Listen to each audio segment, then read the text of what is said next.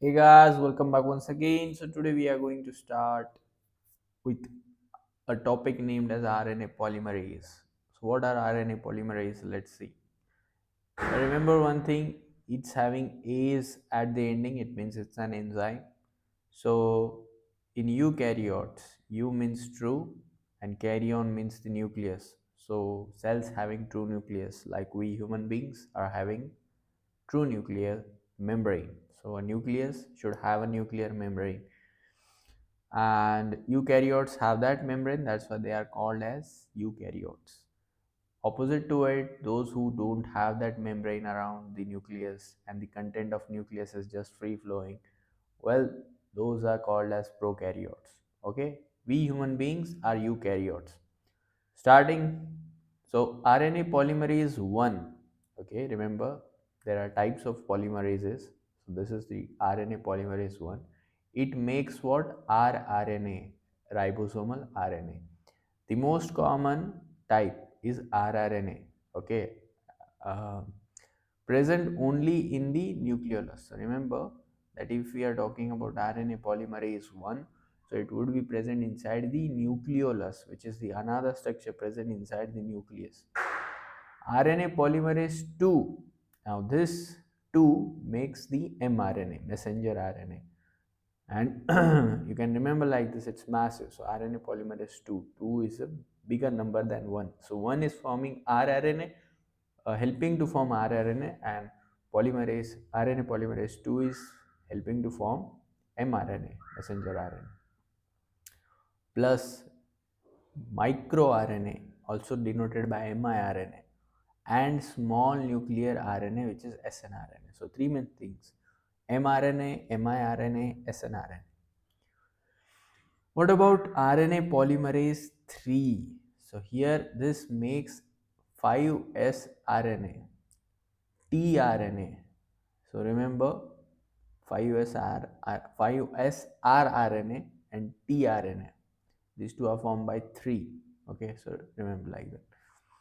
No proofreading function but can initiate chains. RNA polymerase 2 opens DNA at promoter sites 1, 2, and 3. These polymerases are numbered in the same order that their products are used in protein synthesis. So first of all rRNA, then mRNA, and then transcriptional RNA, also known as tRNA.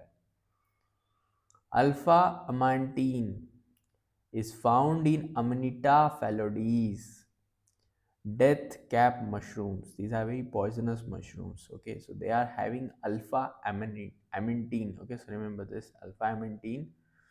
They are found in Amanita phalloides. Amanita phalloides is a like just like a Latin name. It's a unique name which we have given to these death cap mushrooms. What do they do basically?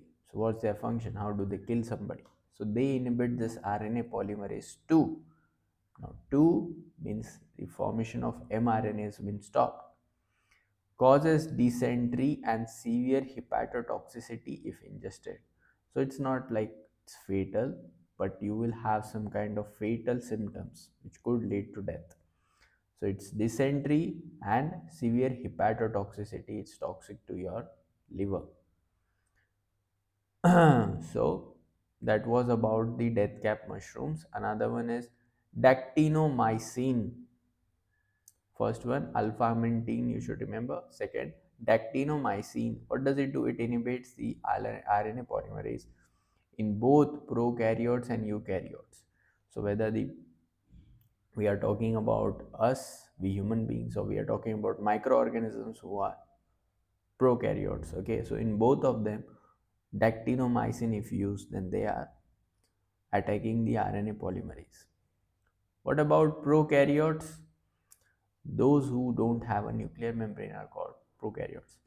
So, one RNA polymerase multi-subunit complex makes all three kinds of RNA. In prokaryotes, one RNA polymerase can form everything: your mRNA, your rRNA, your tRNA.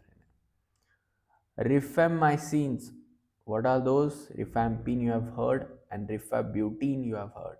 What do? They inhibit the DNA dependent RNA polymerase in the prokaryotes. So if we are talking about prokaryotes, remember one specific drug which is having rifamycin. Okay, so rifampin and rifabutine. And so three main important points here: alpha amanitin, dactinomycin, and rifamycin. Okay. Coming on to the next stuff. What are introns? What are extrons? So exons, introns, exons. Exons contain the actual genetic information coding for protein or functional RNA. Okay, so exons are those who are actually helping to form the proteins. Whereas introns do not code for a protein but are important in regulation of gene expression. So it's just like if we need to stick one thing to another, we need a glue. So introns are just like those glues which are making helping to form a sequence. Different exons are frequently combined by alternative splicing to produce a larger number of unique proteins. So different exons are together clumped up and a protein is getting formed.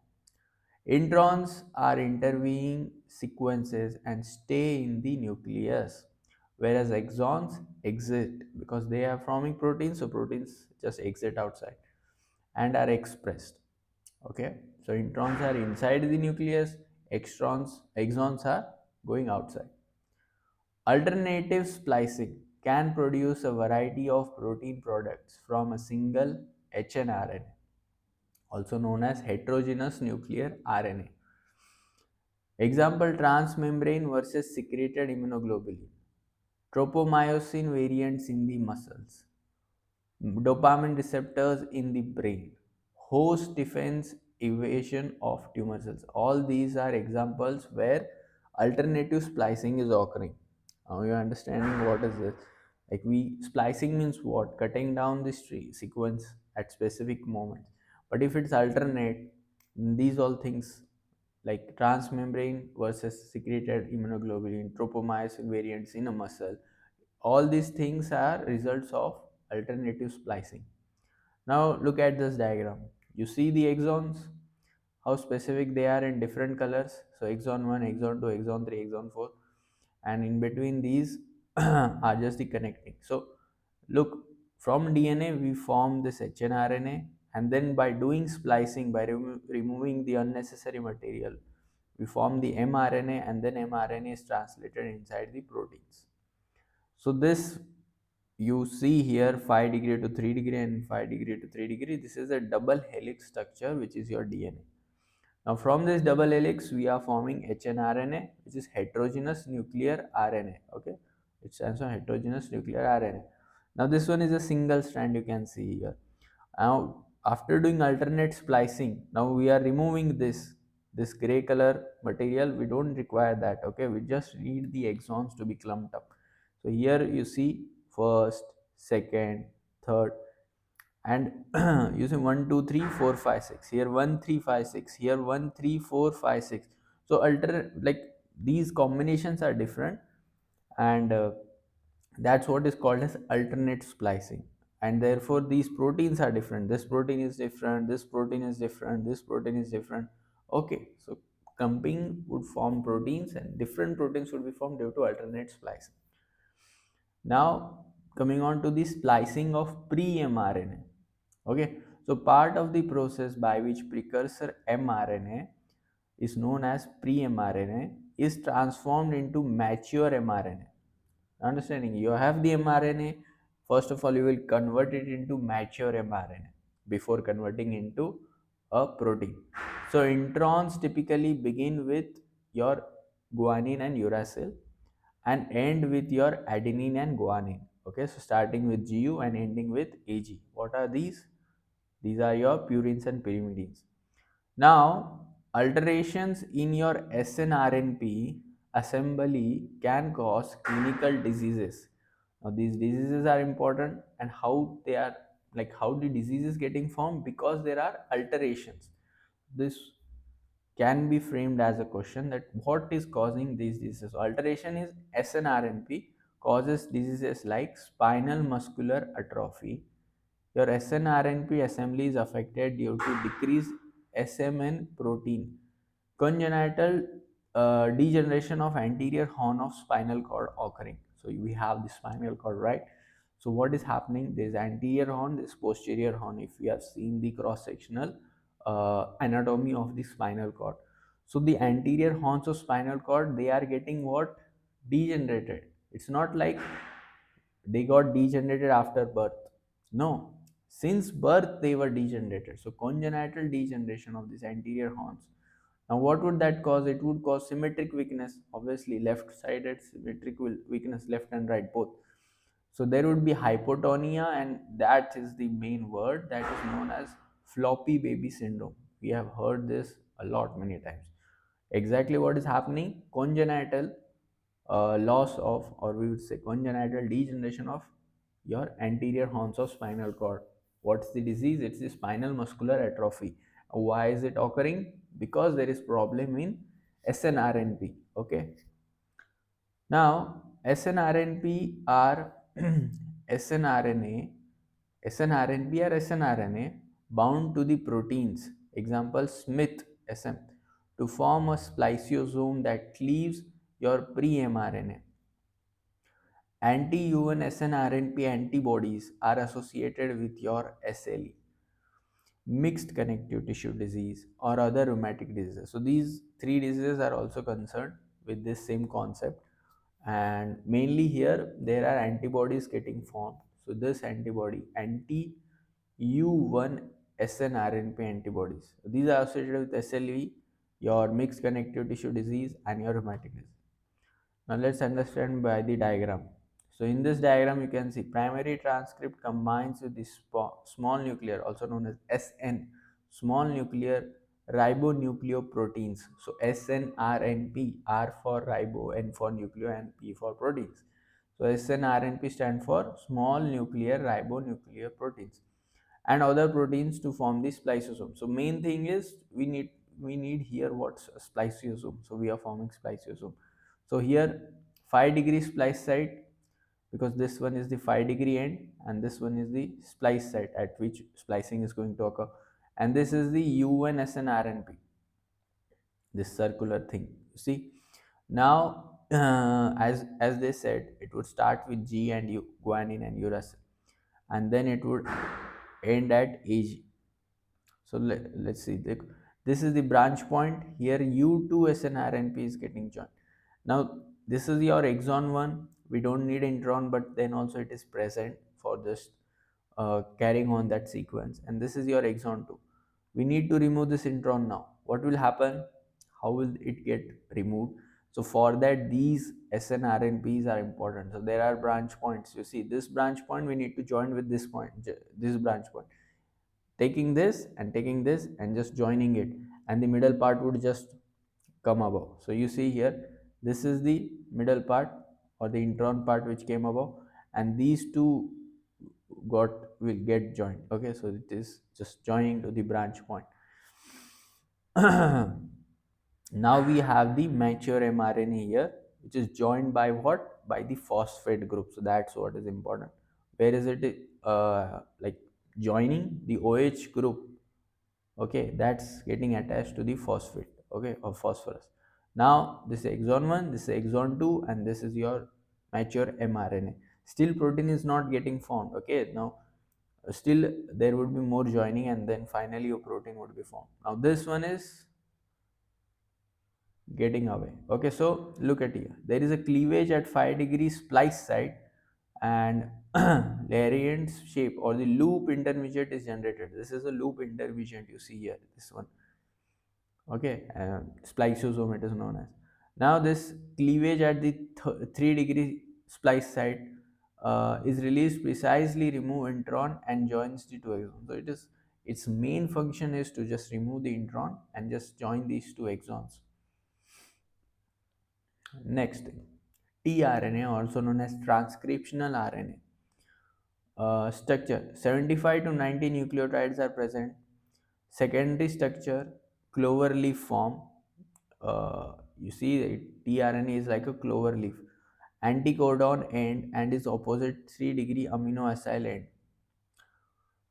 all tRNAs, both whether it's eukaryotic or prokaryotic tRNA, have CCA at 3 degree, cytosine, cytosine, adenine, and along with a high percentage of chemically modified bases. The amino acid is covalently bound to the 3 degree end of the tRNA.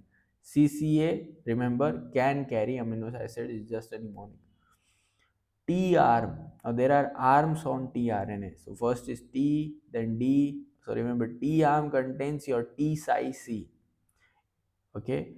Ribothamidine, pseudo psi stands for, first is ribothamidine, second psi stands for pseudouridine, and then C stands for your cytidine. So remember, T psi C on your T arm. T, like it, we cannot use R, we are using ribothamidine, or just thymidine we can use, but ribo is attached to it. So ribothamidine, so T we took from this thymidine, psi we took from pseudouridine, and cytidine, so T psi C. Sequence necessary for the sequence T psi C is necessary for your tRNA ribosome binding. T arm thetas tRNA molecule to the ribosome. So T arm is the main arm which is binding to the ribosomes. Now we all know ribosomes is the, like, the main site where proteins are getting manufactured. D arm, it contains dihydrouridine, that's why it's D. Okay, dihydrouridine. Now residues, so it containing dihydrouridine residues necessary for tRNA recognition by the correct amino acyl tRNA synthetase. Another enzyme, amino acyl tRNA synthetase. D arm allows detection of the tRNA by the amino acyl tRNA synthetase. So without D arm is just like a security check. Okay, if an important VIP person wants to enter into his own house, his security guard would be checking him whether he's some kind of imposter or not. So how would, so that security guard is a D arm, okay, and that scanner is the T arm. So before entering the scanner, security would check him. Okay, so it's like D arm would like check, and then only T arm would get activated. So amino acid tRNA synthetase is the, like, equipment, so the hands of D arm through which he is checking. So D arm allows detection of the tRNA by amino acid tRNA synthesis. Attachment site, so 3 degree ACC, 5 degree. 3 degree is the starting point, 5 degree is the ending point, and in between there is ACC. Is the amino acid ACC receptor. Okay, acceptor, like that they have told us to remember that ACC is the attachment site where the ribosome would come and attach. Charging, amino acyl tRNA synthetase. Now we have heard thrice this enzyme, so just repeatedly say this enzyme and just keep it inside your mind, because it's very important. DR, without this enzyme is nothing. Okay, amino acyl tRNA synthetase uses ATP, one unique enzyme per respective amino acid, and binding of charged tRNA to the codon are responsible for the accuracy of amino acid selection. We all know we are now forming what protein we are forming, so we need amino acids. So a specific amino acid would be going to getting attached, and then that is going to just keep on attaching to another amino acid, and a protein would be formed. So it's necessary for us that the amino acid which is coming, it should be accurate. Okay, so that's the thing here. Amino acid tRNA synthetase matches an amino acid to the tRNA by scrutinizing the amino acid before and after it binds to tRNA. So it is checking before and after the binding of the amino acid to the tRNA. So both two times checking it's doing. Okay, so checking or matching, anything else. So in order to open a lock, the key should just match with the pattern present inside the lock, otherwise the lock would not open. So it's the same way, your amino acid should match with the tRNA sequence. If an incorrect amino acid is attached, If an incorrect amino acid is attached, the bond is hydrolyzed. Okay, and the bond is hydrolyzed. A mischarged tRNA reads the usual codon but inserts the wrong amino acid.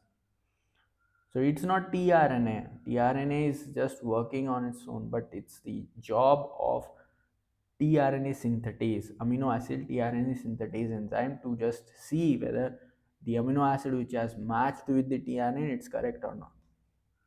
Let's see. You see, this is the clover leaf tRNA. This whole thing is a tRNA. It's having a T arm, it's having a D arm. Alright. You know T arm is doing what and D arm is doing what. T arm is having T size C. T stands for ribothymidyl. Psi stands for pseudouridine. Pseudo, where is it? Look, pseudouridine. And C stands for cytidine. Okay. And here we have D arm which is having D. D stands for diuridine. Diuridine residues. Alright. Now attachment site is this 3-degree end with an ACC acceptor. ACC, remember, like that. So ACC is the site where the amino acid is going to attach. So that is the attachment site. Then remember, they ask this a lot many times. Variable arm. What is a variable arm? They ask a lot many times. Like label the diagram, they do ask this. And down we have the wobble position. We know the wobble position is the third position, always going wobbling. So this was the structure of tRNA. Now we will keep on attaching this stuff. Eraser. Okay, just removing everything. Okay, now we need to form a protein. Let's get started. We need an amino acid. We brought an amino acid. It's getting attached to ACC. Now in case if this is a wrong amino acid, then what will happen? Hydrolyzation, and the bond would get broken down. Now here you see ATP is required, and it gets converted into AMP. So ATP is required, and we use this main amino acid which is doing the checking and the matching, amino acid tRNA synthetase. Without this matching would not occur. So now matching occurred, amino acid got attached, charging occurred. Now initiation factor IF2. Now amino acid attached. Now here we have the codon. We have the anticodon CAU from the 5-degree to 3-degree.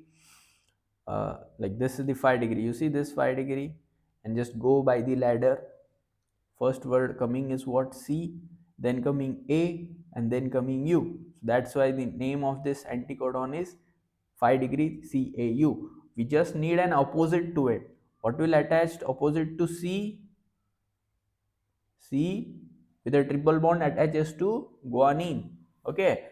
A attaches to uracil because we are forming what? RNA. So uracil would be coming, not the thymine.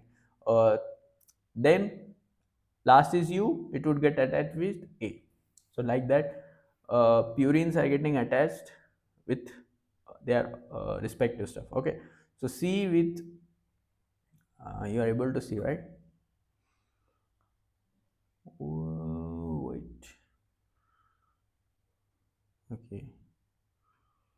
Okay, you are able to see now, right? So you see C attaching with G, A attaching with U, and U attaching with A. And that's how this mRNA is getting formed. Slowly this would move further and further, and we would get a sequence. So here we have got a codon, opposite to this is codon ka opposite anticodon. Okay, so we have a codon which is opposite of anticodon, CAU, we have UAG. And look at the 5-degree and 3-degree end, because that's what is very important. And we do silly mistake, we don't check the 5-degree 3-degree end and tick the wrong answer. Okay, moving further, what are start and stop codon? Okay, we start and stop codon. So somewhere we need to start the initiation and somewhere we need to stop. So mRNA start codon. In eukaryotes, let's so mRNA start codon is AUG. Okay, AUG inaugurates protein synthesis. It's a mnemonic. Inaugurates has a AUG inside, so remember inaugurates means AUG is starting codon. And in eukaryotes codes for the methionine, this is an amino acid methionine, which may be removed before translation is completed. In prokaryotes, codes for N-formyl methionine. It's also methionine, but it's having N-formyl. F-met, also known as called as. Okay, so AUG is the starting codon. An amino acid coming along with it is methionine. If it's we are talking about a eukaryotic cell. If you are talking about prokaryotic cell, then it is N-formyl methionine. All right. Coming on to the mRNA stop codons. Last codon to stop. It is UGA, UAA, UAG.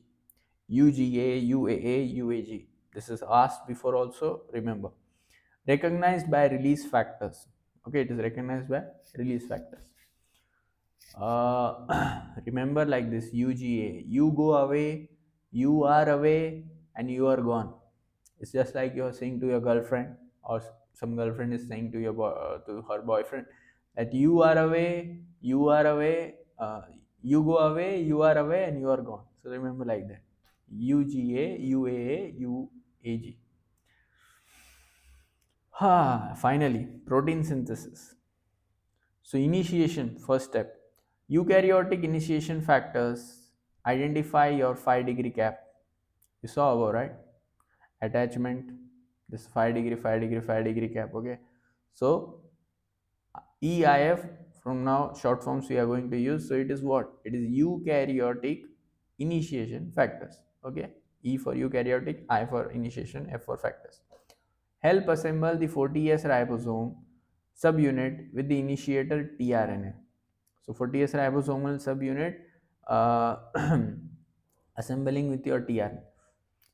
EIF, eukaryotic initiation factors released when the mRNA and the ribosomal 60S subunit assemble with the complex. Now this requires your GTP, just like ATP, adenine triphosphate, this is guanine triphosphate. Now here you look, in eukaryotes 40S and 60S are important. Eventually, like just it is 80S. Prokaryotes 30S and 50S, it is 70S prime. Synthesis occurs from N terminus to your C terminus. ATP tRNA activation charging is done by using ATP, whereas GTP is used in tRNA gripping and going to places, which is known as translocation. Now, after initiation, we have started the machine. Okay, now we need to elongate it. Process first, amino acyl tRNA binds to your A site, except for initiator methionine, which we saw above, which binds to the P site. So methionine, which is the start codon, okay, in your eukaryotes, methionine is binding to your P site, not the A site, P site. A site amino acid tRNA is getting binding to there at the A site. So there is A site, there is P site. P site is having methionine now, and A site is having amino acid tRNA. Requires an elongation factor and your GTP. Second step, rRNA ribosome catalyzes the peptide bond formation, transfers growing polypeptide to amino acid in the A site. Okay, so what it's doing, it's just forming the bond between the two amino acids, and it's transferring the growing polypeptide to A site. So from P to A, P to A is like this. Ribosome advances 3 nucleotides towards 3-degree end of mRNA, moving peptidyl tRNA to P site, also known as translocation. Think of going APE. So it's like A site, P site, E site. Okay, so A site is incoming amino acid tRNA, P site is accommodating your growing peptide, and E site is holding the empty tRNA as it exists. Exit. Okay, so once the protein is getting formed, it would just shift to E and then it would just exit. Okay, so E site is for that. It's just holding the empty tRNA. All right.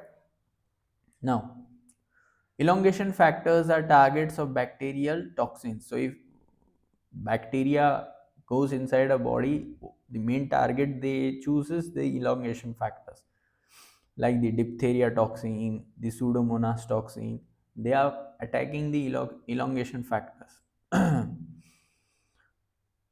Coming on to the termination, obviously, once the chain of amino acid is formed, now we need to terminate it. So eukaryotic releasing factors, also known as ERF, that was EIF, this is ERF, recognize the stop codon and halt the translation process, conversion of mRNA into your proteins. Now here completed polypeptide is released from the ribosome, requires GTP again. Okay. Now here one sequence which is Shine-Dalgarno sequence. Shine-Dalgarno sequence, ribosomal binding site in prokaryotic mRNA. It's the sequence inside the prokaryotic cell. Here we are talking about eukaryotic cell. It is recognized by 16x rRNA in the ribosomal subunit. Enable protein synthesis initiation by aligning ribosome with start codon so that the code is read correctly. Again, I will repeat, it enables the protein synthesis. There also protein is getting formed inside the prokaryote. But by aligning the ribosome with the start codon is being done by what? This sequence, Shine-Dalgarno sequence. Now diagrammatically we will understand. You see, this is 60s and 50s, this is 40s and 30s.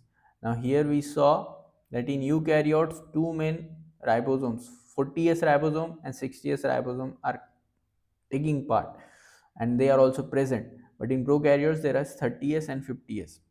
Now just remember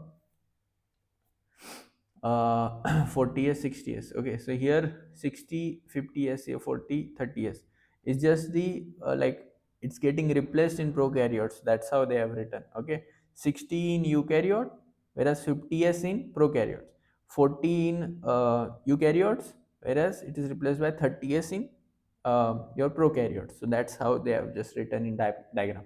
So for now we are just focusing on in eukaryotic cell. So here 60s ribosome, this is 40s ribosome. Okay, two main ribosomes together, they are helping to form a protein.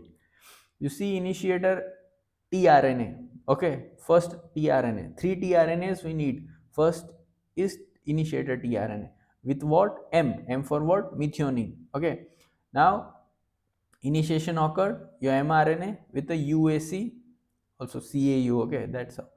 So here it came, it bonded. We are talking about eukaryotic, just rub this 70s. Here it is 80s. Okay, another ribosome which is in use. Now it got and bound to what? This was your anticodon, CAU. You will just attach to codon, which is just like opposite of this sequence. C getting attached with G, A getting attached with U getting attached with A. That's what we saw above also. Okay. Now this is your P site. You see here, you see this is P site, this is A site, and this is E site. E is always empty until and unless the whole protein, whole amino acids chain has been formed. E remains empty. Okay, so here first thing it got attached on promoter P site, then coming on to the A side, it just got shifted. You see from here to here. Now here the sequence got changed, GUA it went. Okay, so this sequence which is present down, it got above. Okay, and this UAC, it went more and more above. Understanding? So now it has just got shifted from P side to A side. Look here, P side, first step, another tRNA came. Okay, another tRNA came and it bound to your A site now. Okay, now here GUA, it got attached here at A site.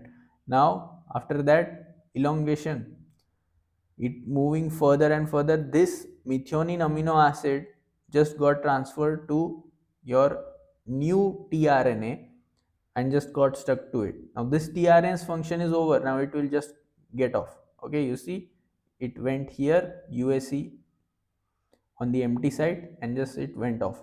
Okay, now it will go and take another amino acid and bring it back. And this one GUA which came to the A side would now get shifting to your P side. Okay. Okay. So this process will continue. It's a cycle. You see, this process will continue. It is a cycle until and unless this chain increases. This chain. Okay. And finally, you see this chain. This chain of amino acid. What this chain of amino acid is called? It's a protein. All right. So it will now just get here and just it will terminate. So this is the termination process. Okay. Okay. That's all for today. See you in the next class.